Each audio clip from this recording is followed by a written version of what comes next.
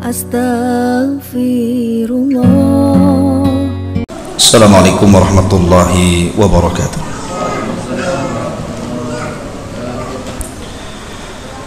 Alhamdulillah wassalatu wassalamu ala rasulillah wa ala alihi wa sahbihi wa mawalah wa la hawla wa la quwata illa billahi wa ba'du. Baik, kita lanjutkan kajian kita, masih membahas tafsir dari surah Al-Insyiqaq.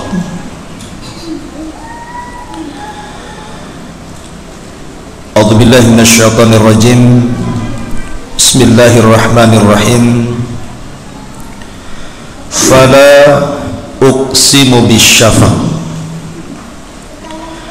wal laili wa ma wasaq wal qamari idza tasaq latarkabunna tabaqan an tabaq fama lahum la yu'minun wa idza quriya alaihimul qur'anu la yasjudun balilladzina kafaru yukadzibun wallahu a'lamu bima yu'un fabashshirhum bi'adzabin alim illal ladzina amanu wa 'amilus solihati lahum ajrun ghairu mamnun. Allah Subhanahu wa ta'ala berfirman, maka aku bersumpah dengan cahaya merah di waktu senja. Syafaq di sini maksudnya syafaq ahmar, menunjukkan bahwa berakhirnya waktu maghrib dan masuknya waktu isya. Wal laili ma wasaq, demi malam dan apa yang demi malam dan apa yang diselubunginya. Wal qamari idza tasaq, demi bulan dan apabila menjadi terang karena purnamanya. Latarkabunna tabaqan an tabaq, sungguh akan kamu jalani tingkatan demi tingkatan dalam kehidupan. Di sini Allah Subhanahu wa taala membuat sebuah permisalan perjalanan manusia dengan mempermisalkan malam hari. Allah Subhanahu wa ta'ala mengatakan fala uqsimu bisyafaq. Syafaq itu artinya awan merah, dan itu tanda daripada akhir waktu maghrib. Artinya dengan hilangnya awan itu masuklah waktu isya. Setelah masuk waktu isya, maka akan terjadi kegelapan. Baru setelah adanya kegelapan akan muncul bulan. Begitulah perjalanan malam. Sampai di pagi hari bulan hilang, muncul fajar, dan berakhir dengan muncul matahari. Makanya setelah itu Nabi Allah Subhanahu wa ta'ala mengatakan latarkabunna tabaqan an tabaq, bahwa perjalanan hidup manusia itu akan ada tingkatannya, baik di dunia, kemudian masuk ke dalam kubur, ataupun di padang mahsyar. Manusia itu akan hidup bertingkat-tingkat. Taib. Kalimat wal laili wa ma wasaq, demi malam dan apa yang diselubunginya, itu dalam bahasa seperti itu. Tapi dalam bahasa tafsir, yang dimaksud wasaq di situ artinya adalah jamaah, dan demi malam dan apa yang dikumpulkannya. Karena malam itu tempat berkumpul. Kalau kita melihat binatang, maka kambing-kambing di malam hari akan berkumpul dengan kawanannya. Begitu juga sapi, kerbau, dan yang sejenisnya. Semut juga sama. Kalau di malam hari dia akan berkumpul dengan kawanannya. dan seluruh binatang akan berkumpul dengan kawanannya, termasuk juga manusia. Apabila di malam hari secara fitrah loh ya, yang tidak kerja malam, maka umumnya manusia itu berkumpul dengan keluarganya di malam hari, berkumpul bersama istrinya, bersama anak-anaknya, bersama keluarganya, karena malam itu Allah ciptakan untuk beristirahat. Itu makna wa ma wasaq. Wal qamari idza tasak, dan apabila bulan ketika purnamanya, maksudnya diisyaratkan kepada tanggal 13, 14 dan 15 dari penanggalan Hijriah. Sebab kalau penanggalan Masehi enggak ketemu. Kalau antum punya almanak penanggalan, kemudian dilihat penanggalan itu Hijriah, lihat tanggal 13. Biasanya bulan sudah mulai membesar. Tanggal 14 makin membesar. Tanggal 15 puncak-puncaknya purnama. Disitulah disyariatkan kita puasa yang disebut dengan puasa ayyamul bid, puasa purnama, 3 hari dalam sebulan, 13, 14 dan 15. Di sini Allah Subhanahu wa taala bersumpah dengan qamar, dengan bulan. Setelah Allah bersumpah dengan syafaq, kemudian bersumpah dengan malam, kemudian bersumpah dengan bulan. Begitulah tingkatan malam. Berawal dari syafaq, muncul malam, datang bulan. Dan apabila kemudian sudah datang bulan, maka di situ para ulama adalah waktu-waktu yang sangat bahaya. Kenapa waktu yang sangat bahaya setelah malam kemudian muncul bulan? Karena Allah Subhanahu wa taala memerintahkan kita untuk berlindung pada waktu itu. Qul a'udzu birabbil falaq min syarri ma khalaq wa min syarri ghasiqin idza waqab wa min syarri ghasiqin idza waqab. Dan apabila malam menutupinya, kita disuruh berlindung dari malam apabila menutupinya. Kapan itu? Ketika syafaq ahmar hilang, kemudian datang kegelapan, muncul bulan. Karena itu adalah waktu syayatin, waktu setan. Waktu setan itu kalau selepas isya itu terus sampai menjelang sepertiga malam akhir, itu disebut waktu setan. Makanya kita berlindung kepada Allah Azza wa Jalla dari waktu ini. Karena setan di malam itu mereka akan tala'ub, akan bermain-main, akan membuat orang lalai untuk tidak tidur, akan membuat orang lalai untuk dibuat maksiat, akan membuat lalai untuk dibuat melihat sesuatu yang tidak ada faedahnya. Nonton TV kadang-kadang sampai jam 12. Tahap apa yang ditonton kan? Nanti tidurnya jam 1 atau jam 2 kan? Mana sempat dia sholat malam, sudah ngantuk. Terkadang subuh pun lewat kan gitu.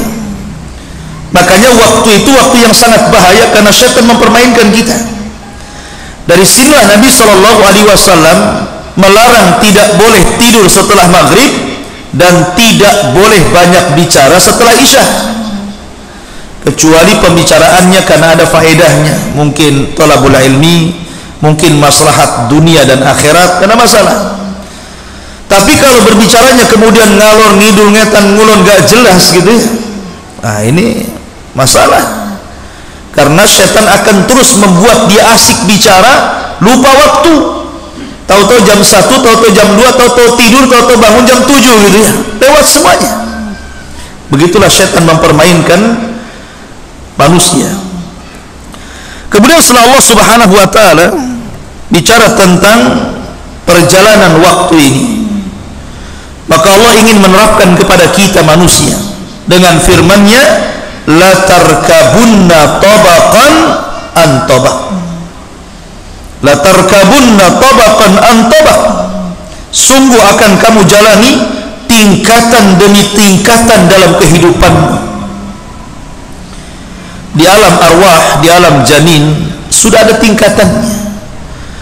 Pertama, manusia itu dari segumpal air mani, kemudian masuk ke tingkatan yang kedua setelah 40 hari, kemudian naik ke tingkatan yang kedua menjadi segumpal darah.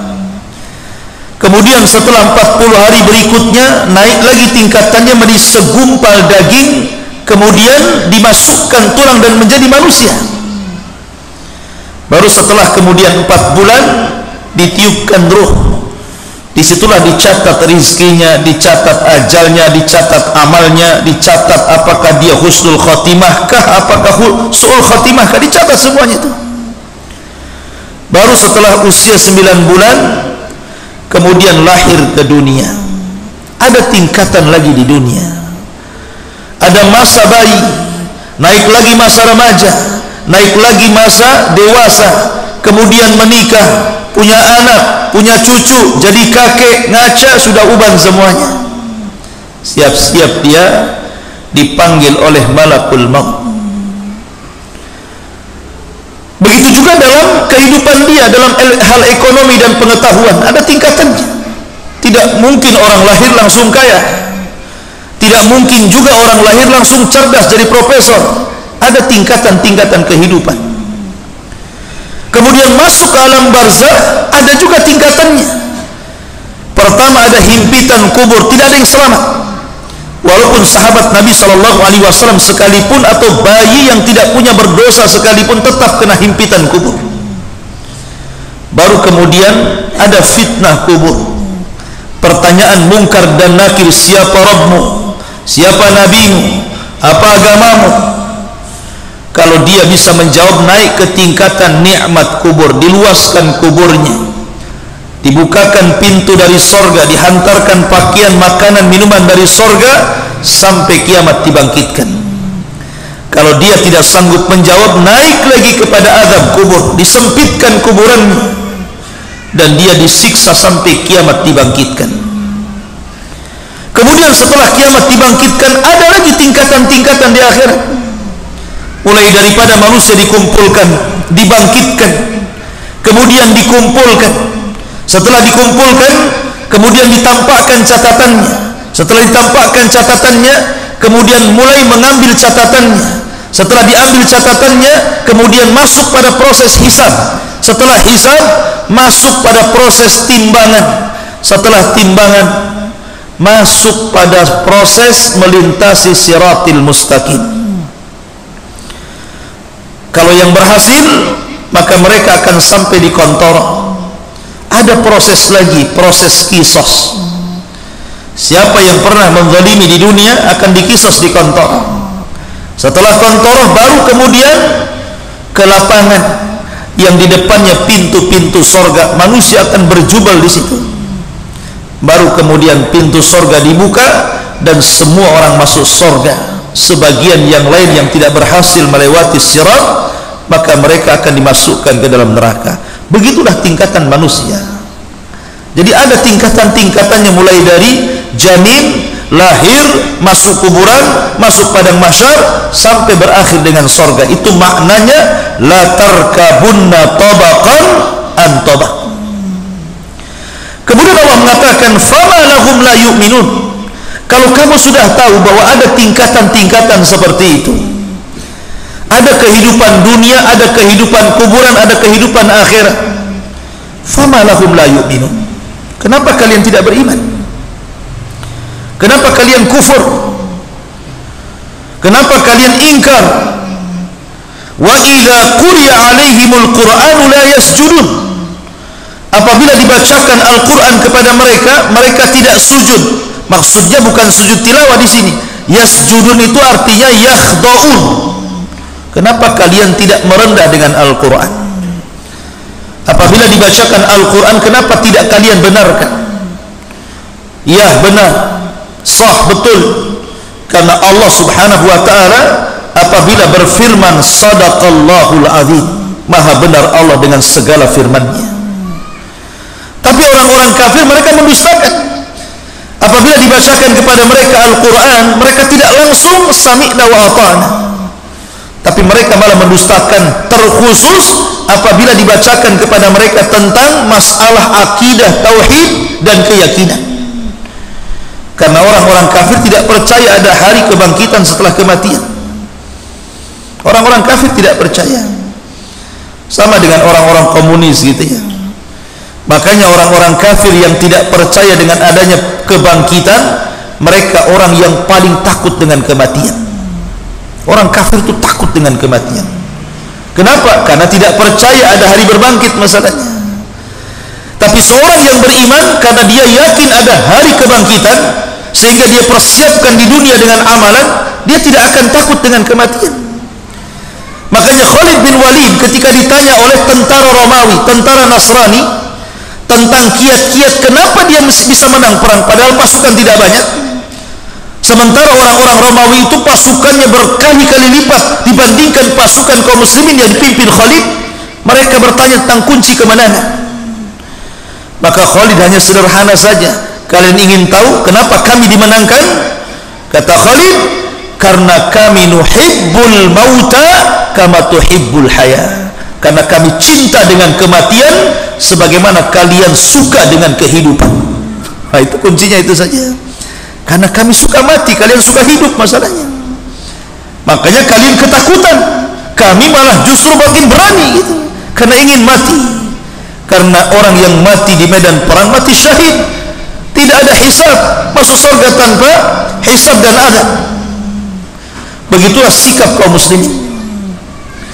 Fama lahum la yu'minun, kenapa mereka tidak beriman? Dan apabila dibacakan kepada mereka Al-Quran, mereka tidak tunduk, tidak membenarkan, justru mendustakan. Al-Quran ini ikhwan adalah mukjizat yang Allah turunkan, maqru'an, dibaca. Beda dengan kitab-kitab Taurat, Zabur dan Injil. Kalau Taurat, Zabur dan Injil diturunkan itu sifatnya maktub, ditulis. Jadi ketika Allah menurunkan Taurat, langsung ada tulisannya, ada papannya. Sehingga ketika Nabi Musa mendapatkan Taurat, pulang bawa papan, bawa tulisan Taurat. Begitu juga Zabur yang diberikan kepada Daud, begitu juga Injil yang diberikan kepada Isa, langsung dalam bentuk catatan. Beda dengan Rasulullah, beda dengan Al-Quran. Al-Quran ketika diturunkan tidak ada catatannya. Makanya disebut Quran, sesuatu yang dibaca. Quran itu artinya bacaan. Jadi Quran itu diturunkan makruh dibaca, bukan maktub ditulis. Makanya di zaman Nabi SAW tidak ada mushaf seperti ini. Karena Allah membacakan Quran kepada Jibril, Jibril membacakan Quran kepada Rasulullah, Rasul membacakan Quran kepada umatnya. Sehingga di zaman Rasul tidak ada mushaf. Yang ada hanyalah hafalan yang diletakkan di dada-dada kaum muslimin. Inna nahnu nazzalna dzikra wa inna lahu lahafidun. Kami yang menurunkan Quran, kami yang menjaganya, terjaga dalam hafalan. Hanya beberapa sahabat Nabi yang menulis, tapi tidak berupa mushaf, hanya lembaran-lembaran saja, dari kulit, dari tulang, macam-macam ya. Baru setelah periode Abu Bakar Siddiq menjadi khalifah, terjadi perang besar namanya perang Yamamah. Kaum muslimin melawan nabi palsu di zaman itu, namanya Musailamah Al-Kadzdzab. Terjadi perang Yamamah. Di perang ini banyak orang yang hafid Quran mati. Orang-orang yang hafal Quran banyak meninggal dalam perang ini.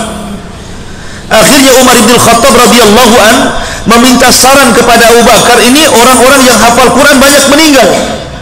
Kalau seandainya banyak meninggal, nanti sedikit demi sedikit tidak ada lagi orang yang hafal Quran, Quran bisa ditinggalkan.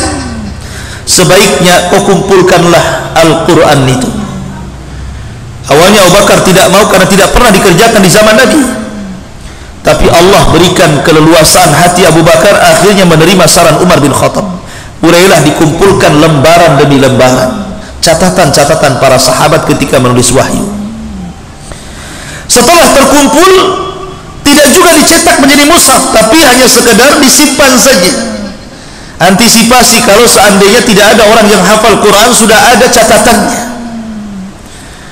Akhirnya Setelah kemudian Abu Bakar meninggal dunia, di zaman Umar pun belum dicetak, sampai Umar meninggal dititipkan kepada Hafsah. Baru setelah khilafah Utsman bin Affan, barulah Al-Quran dicetak dalam bentuk mushaf. Jadilah mushaf Utsmani. Ini mushaf ini dicetak di zaman Utsman bin Affan. Ketika itu Utsman bin Affan mengumpulkan qiraah syadz. Karena para sahabat ini ketika mencatat masing-masing itu ada yang lengkap, ada yang tidak lengkap, ada yang sedikit gitu kan.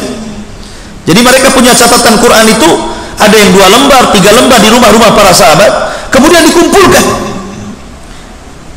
Yang ada kemiripan dan kesamaan jadi satu, yang ada perbedaan dipisah.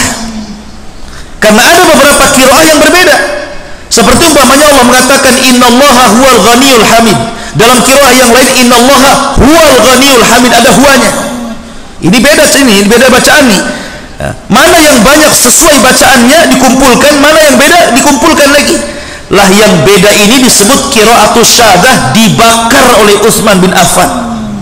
Kemudian yang ada kemiripan dan kesamaan, inilah yang kemudian menjadi kesepakatan para sahabat zaman itu untuk dicetak, jadilah mushaf Utsmani.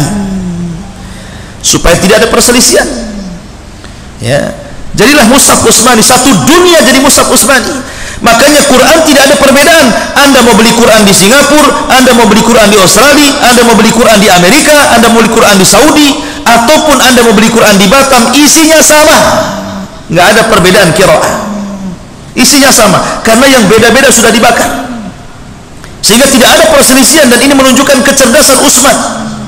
Sebab kalau ada bacaan paman ini satu mushaf, ada mushaf yang lain kok lain, ini ada huanya, ini tidak ada huanya, akan terjadi perselisihan di tengah-tengah kaum muslimin.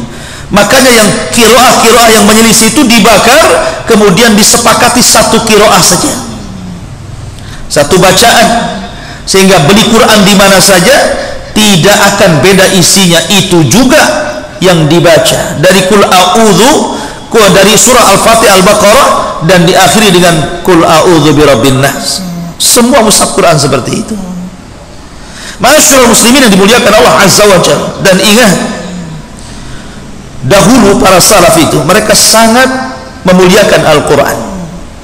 Saya akan kisahkan satu kisah dari Umar bin Abdul Aziz. Suatu ketika Umar bin Abdul Aziz ini mengirim mata-mata untuk mengecek apakah ada orang-orang Islam yang ditawan oleh orang-orang Romawi, diutus utusan. Mata-mata ini rupanya ketika sampai di Romawi, ketika sampai di sebuah tempat, tiba-tiba malam-malam dia mendengar ada orang membaca Quran. Di kegelapan itu ada orang membaca Quran. Berhentilah mata-mata ini yang diutus Umar bin Abdul Aziz. Kemudian dia mengucapkan salam, Assalamualaikum, tidak dijawab sama yang baca Quran ini. Dia salam lagi, Assalamualaikum, tidak dijawab, sampai 3 kali. Akhirnya mata-mata Umar bin Abdul Aziz ini bertanya, apakah kau seorang muslim? Maka berhentilah orang yang membaca Quran dan mengatakan, ya, saya seorang muslim. Kenapa kamu tidak menjawab salam? Kemudian kata orang yang membaca Quran itu, karena saya tidak menyangka di Romawi ini ada muslim, jadi saya tidak jawab. Saya sangka semua orang kafir, saya sendiri yang muslim di sini, katanya.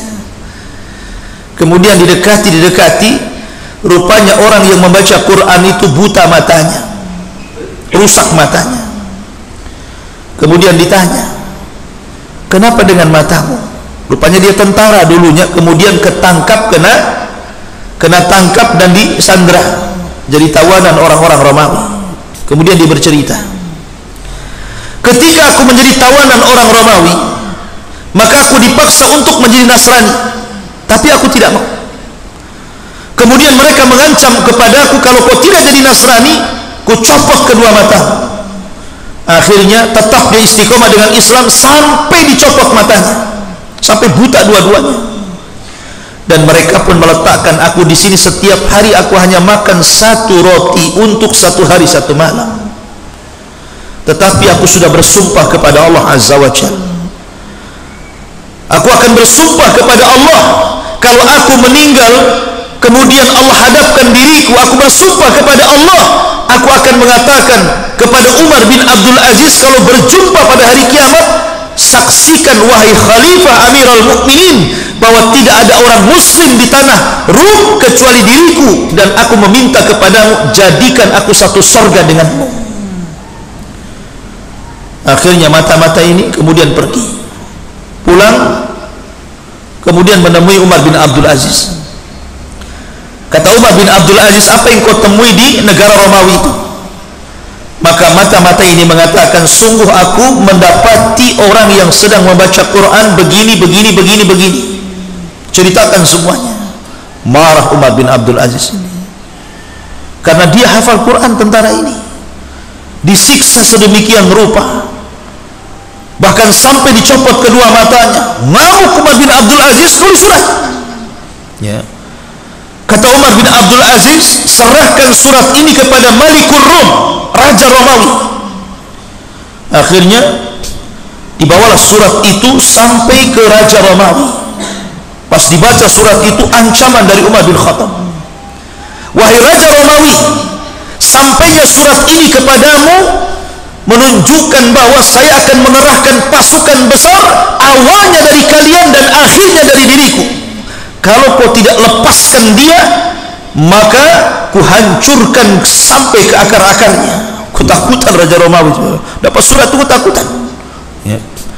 Akhirnya kemudian raja ini mengutus prajurit untuk mencari orang yang buta itu. Allah takdirkan sudah meninggal. Ini orang buta ini. Ketakutan lagi Raja Romawi. Kenapa? Ini gimana, apa yang harus kami lakukan? Orang sudah meninggal masalahnya. Akhirnya kemudian Raja Romawi minta waktu 1 hari kepada mata-matanya untuk berpikirnya, apa yang harus kami jawab untuk Umar bin Abdul Aziz ini. Akhirnya kemudian dia pun ngomong sama utusan delegasi Umar bin Abdul Aziz, demi Allah kami tidak membunuh orang itu, dia mati sendiri karena dia banyak beramal, dia banyak sholat malam, dia banyak puasa, dia banyak berzikir, akhirnya kelelahan kemudian mati. Wallahi kami tidak membunuhnya, katanya, saking takutnya tuh.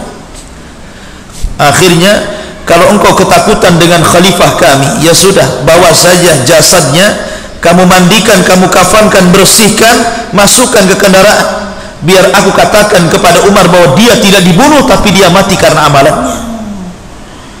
Akhirnya berangkatlah, kemudian sampai di kota Baghdad, kemudian diceritakan tentang kematian orang yang hafal Quran ini. Maka Umar bin Abdul Aziz kemudian meninggal, menangis dan melihat jasadnya, mengatakan dan diceritakan nazarnya, dia mengatakan, ya semoga aku bersama dia di sorga, semoga aku bersama dia di sorga. Begitulah orang-orang yang hafid Al-Quran dihormati di zaman itu. Kenapa? Karena Khalifah Umar bin Abdul Aziz itu hafal Quran. Sejak kecil sebelum balik sudah hafal Quran. Dia bukan hanya khalifah tapi ulama. Dia ulama fiqih. Memang betul-betul ulama yang melahirkan para ulama. Sehingga bukan khalifah sembarangan Umar bin Abdul Aziz itu. Makanya dia sangat cinta dengan para penghafal Quran. Ma'asyiral muslimin yang dimuliakan Allah Azza wa Jalla. Wa idza quri'a 'alaihimul Qur'anu la yasjudun. Balil ladzina kafaru yukadzibun. Bahkan orang-orang kafir terhadap Al-Quran mereka suka mendustakan. Mereka suka mendustakan. Terkadang hati orang kafir itu sebenarnya mereka itu yakin dengan kebenaran Al-Quran itu, tapi lisan mereka mendustakannya. Makanya Allah mengatakan, wallahu a'lamu bima yu'un, dan Allah lebih mengetahui apa yang mereka sembunyikan dalam hati mereka. Jadi orang kafir itu di zaman Nabi SAW itu meyakini bahwa Quran itu bukan ciptaan Muhammad, bukan ucapan Muhammad, tapi betul-betul wahyu yang Allah wahyukan kepadanya. Mereka yakin hati mereka, tetapi karena kesombongannya mereka mendustakan Al-Quran. Contoh saja kisah Al-Walid ibn Mughirah yang sudah sering saya ceritakan. Al-Walid ibn Mughirah ini orang yang paling kaya raya. Tanahnya terbentang dari Mekah sampai ke Taif, dan anak-anaknya sukses. Tidak ada orang kaya melebihi dia di zaman itu, di zaman Quraisy. Selain kaya, orangnya cerdas, ahli syair, pujangga Arab. Dia penasaran dengan apa yang diturunkan kepada Rasulullah. Datang dia kepada Abu Bakar dan mengatakan, wahai Abu Bakar, saya dengar sahibuka, saudaramu si Muhammad itu turun kepada dia wahyu. Bisa enggak kau bacakan kepadaku beberapa wahyu yang diturunkan kepadanya?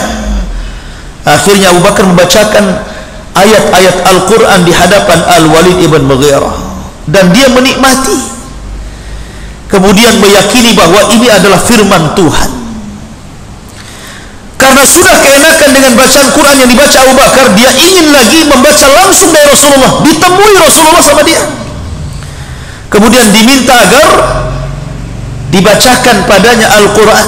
Maka Nabi SAW kemudian membacakan Al-Quran sampai ketakutan ketika Nabi SAW membacakan anzartukum misla sa'iqati adin wa samud fa in a'radu anzartukum bisa'iqati adin wa samud. Kalau mereka berpaling dari agama yang hak ini, maka akan datang kepada mereka petir yang akan memusnahkan mereka seperti Allah musnahkan kaum Ad dan kaum Samud. Katanya Walid, hasbuka ya Muhammad, cukup kan. Ketakutan dia. Tapi dari situ dia yakin Quran itu sebuah kebenaran. Tapi ketika kemudian dia berkumpul dengan orang-orang Quraisy, orang-orang kafir Quraisy, di situ ada Abu Lahab, di situ ada para pembesar, ada Abu Jahal, ada Umayyah, ada Al-Walid, macam-macam. Ketika diminta komentar bagaimana menurutmu tentang Al-Quran, mikir dia. Kalau dia katakan Muhammad itu benar, kedudukannya tergeser. Kalau dia katakan Muhammad dusta, kenyataannya itu bukan perkara dusta. Akhirnya di antara dua perkara ini, kalau saya katakan Muhammad dusta, dia sudah menikmati Al-Quran dan memang itu firman Allah. Kalau dia katakan Muhammad itu benar, posisinya tergeser. Pusing akhirnya Al-Walid ini. Tetapi dia mendahulukan dunia, sehingga Allah katakan balil ladzina kafaru yukadzibun. Orang-orang kafir akhirnya berdusta padahal hatinya membenarkan. Akhirnya dia bicara di hadapan manusia, in huwa illa qaulun yu'thar, in huwa illa qaulun bashar. Oh, kalau kau tanya tentang Al-Quran yang turun kepada Muhammad itu adalah sihir impor, dan itu perkataan Muhammad, jangan dibenarkan. Kurang ajar tidak tuh? Dia sudah meyakini itu benar, tapi lisannya mendustakan. Begitulah orang kafir. Ya. Bahkan setiap malam para pembesar Quraisy itu menikmati Al-Quran yang dibaca Rasul ketika salat malam. Rasul itu kalau salat malam dia baca Quran. Nanti di sekitarnya itu banyak tokoh-tokoh Quraisy yang mendengarkan. Mereka datang ngintip-ngintip, ngendap-ngendap apa yang dibaca si Muhammad itu. Dan itu tidak ada koordinasi satu dengan yang lainnya. Sampai suatu malam Rasul tidak salat malam dan tidak baca Quran. Kecewa nih para pembesar Quraisy. Abu Jahal CS ini sudah jauh-jauh datang ngintip-ngintip, tidak salat pula Nabi. Akhirnya pulang pula berjumpa dengan kawannya yang sama-sama ngintip. Saling bertanya, kenapa kamu ada di sini? Kenapa kamu ada di sini? Loh, kenapa kamu ada di sini juga, katanya. Akhirnya mereka ngaku bahwa kami mendengarkan bacaan Muhammad dan kami sangat menikmatinya. Maka mereka sepakat jangan sampai diketahui kaum kita. Kalau sampai kaum kita mengetahuinya, habis marwah kita di hadapan mereka. Sebaiknya kita jangan datang lagi kemari. Itu janji mereka, tidak akan datang lagi kemari. Tapi Quran itu seperti besi berani, nyedot orang. Besoknya datang lagi, besoknya datang lagi. Lihat, ya. Di malam hari mereka menikmati Al-Quran, di siang hari mereka memusuhi Al-Quran. Itulah orang-orang kafir, ya. Di malam hari lezat rasanya mereka mendengarkan Rasul membaca Quran, tapi di siang hari menjadi musuh besar Nabi SAW dan menjadi musuh Al-Quran itu sendiri. Na'udzubillah. Makanya Allah mengatakan balil ladzina kafaru yukadzibun wallahu a'lamu bima yu'un. Bahkan orang-orang kafir selalu mendustakan dan Allah tahu apa yang ada pada hati mereka. Makanya karena mereka mendustakan Al-Quran, fabashshirhum bi'adzabin alim, kasih kabar gembira kepada mereka akan ada azab yang pedih yang Allah timpakan kepada mereka. Kemudian Allah mengatakan illal ladzina amanu, kecuali orang-orang yang beriman, wa amilus shalihat, dan orang-orang yang beramal saleh. Lihat, Allah menggunakan jamak di sini, bukan mufrad, bukan tunggal. Orang-orang yang beriman. Kenapa menggunakan jamak? karena ada kalanya iman itu tidak bisa dibangun kecuali dengan jamaah. Ada kalanya kita tidak bisa membangkitkan iman sendirian kecuali kalau berjamaah baru bangkit iman kita. Contoh yang sederhana saja, sholat. Sholat kalau jamaah ikhwan khusyuk. Kenapa? Karena syaitan tidak mungkin menerkam orang yang sholat berjamaah. Sebagaimana serigala tidak mungkin memakan kambing yang pada koloninya, kecuali kambing berpisah pada kawanannya baru dikejar serigala. Makanya serigala kalau mau ini kambing maka dicerai-beraikan kambing itu. Mana yang keluar dari kawanannya itu yang dikejar. Begitulah syaitan menggoda anak Adam. Kalau sholat berjamaah, syaitan agak sulit tuh untuk menggoda kita. Coba antum sholat sendiri, macam-macam godaan, mulai daripada sholatnya kilat khusus, bacaannya itu saja, rakaat pertama kulhu, kedua kulhu lagi, lupa dia dengan al-taina. Kemudian setelah selesai salam tidak ada zikir, yang ada tengok handphone, balas WhatsApp. Kemudian setelah balas WhatsApp tidak ada sholat sunnah, langsung naik berdiri. Banyak perkara-perkara hilang kan? Kalau ada sholat sendiri di rumah itu banyak perkara-perkara hilang. Tapi kalau di masjid kan tidak. Masuk masjid ada orang sholat sunnah, gak enak juga sholat sunnah juga. Ada jeda dulu. Kemudian sholat tidak bisa di-request pada imamnya, tetap saja ikut imam. Walaupun hatinya ingin kulhu, imamnya an-naba, tetap saja ikut imamnya kan. Nggak bisa dia, tetap aja ikut imam. Mau pendek mau panjang terserah imam lah ya. Kemudian setelah sholat masih kesempatan zikir, ada sholat lagi. Malu dia ketika zikir mau pegang WA. Masya Allah ikhwan, ada keimanan itu terkadang ditumbuhkan dengan jamaah. Ya. Puasa juga sama. Kalau anda puasa rame-rame di bulan Ramadan, tidak ada gangguan sama sekali. Kenapa? Karena semua orang berpuasa, sehingga kita bisa puasa nyantai dari pagi sampai sore pun nyantai, karena semua orang puasa. Tapi ketika batal sekali di bulan Ramadan, kemudian kita ingin bayar di bulan Syawal, stres kita. Kenapa? Tengok kiri cendol, tengok kanan cincau. Apa nggak stres? Akhirnya apa? Ke rumah tidur, puasa tidur jadinya. Jadi banyak godaan-godaan. Makanya di sini terkadang ada keimanan tidak bisa dibangkitkan kecuali dengan jamaah. Kalau dia sendirian susah bangkit imannya. Termasuk juga wa amilus shalihat, orang-orang yang beramal soleh. Terkadang amal soleh itu baru bisa dibangun dengan jamaah, mudah, lebih khusyuk, lebih tenang gitu ya, lebih meningkat imannya. Tetapi tidak semua harus berjamaah. Ada amalan-amalan yang harus kita sembunyikan antara kita dengan Allah, seperti keikhlasan dalam bersedekah. Tak perlu ditampakkan kan itu. Atau sholat malam sendirian di tengah malam ketika orang terbangun, tidak perlu kemudian pasang led, handphone dipasang, saya lagi sholat malam. Kasih tahu istrinya, yang punya istri, nggak punya istri kasih tahu pacarnya, abang lagi sholat malam katanya. Naudzubillah. Lahum ajrun ghairu mamnun. Maka bagi mereka ada pahala yang tidak akan terputus. Kecerdasan seorang muslim ketika beramal di dunia, maka dia akan memilih amalan yang tidak akan terputus. Seorang muslim itu amalan banyak di hadapan dia, tapi dia cerdas memilih. Bagaimana caranya dia memilih amalan yang kalau dia meninggal amalan itu terus mengalir? Seperti Rasul mengatakan, idza mata ibnu Adam inqata amaluhu illa min salasin, sadaqatin jariyah aw ilmin yuntafa'u bihi aw waladin salihin yad'u lahu. Apabila anak Adam meninggal, terputus amalannya kecuali 3 perkara. Pertama, sedekah jariyah, maka dia memilih sedekah. Sedekah tidak harus dengan harta. Punya tenaga, sedekah dengan tenaganya. Punya ilmu, sedekah dengan ilmunya. Punya jabatan, sedekah dengan jabatannya. Punya harta, sedekah dengan hartanya.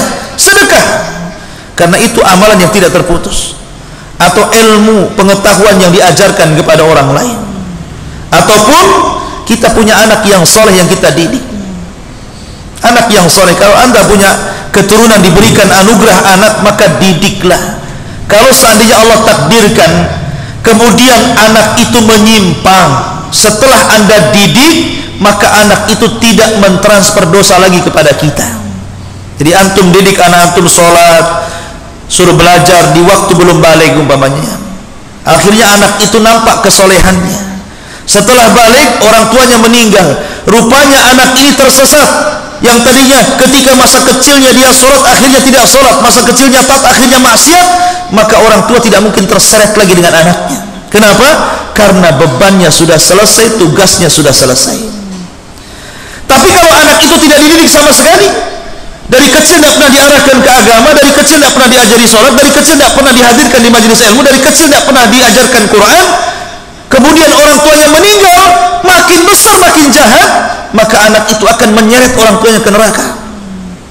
Maka supaya yang ditransfer oleh anak itu adalah pahala dan bukan dosa, maka ini anak ini harus jadi anak soleh dulu. Makanya awaladin salihin yad'ulahu, atau anak soleh yang mendoakan kedua orang tuanya, dan tidak mungkin soleh kecuali ada yang mendidik kesolehannya. Siapa? Orang tua. Siapa lagi? Ya. Maka ini beban orang tua, dan seorang muslim harus cerdas ketika di dunia. Cari amalan-amalan yang bisa mengalir. Amalan banyak, tapi carilah yang mengalir itu, supaya setelah kematian kita dengan usia yang pendek, kita tetap berpahala walaupun kita sudah masuk ke alam barzah. Wallahu a'lam bishawab. Ini yang disampaikan. Subhanallah bihamdika, asyhadu an la ilaha illa anta, astaghfiruka wa atubu ilaik. Allahu ta'ala alam. Assalamualaikum warahmatullahi wabarakatuh.